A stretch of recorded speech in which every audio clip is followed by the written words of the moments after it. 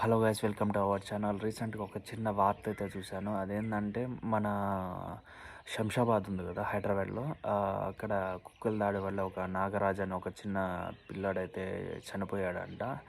And రోజు రోజుకి ఇది మొదటిసారి కాదు, ఇప్పటికే చాలాసార్లు అయితే ఈ కుక్కల దాడి వల్ల మనుషులు అయితే చాలామంది చనిపోయారు. చిన్నపిల్లలే, పెద్ద పిల్లలు కాదు. ఇప్పుడు చాలా చిన్న పిల్లాడు, జస్ట్ 1 year 2 year ఉంటుందంట ఆ కిడ్ అయితే చనిపోయాడు దీనివల్ల. లిటరల్లీ నాకైతే చాలా బాధ అనిపించింది. ఇలాంటి వీడియోస్ ఇలా చూడాలి అసలు.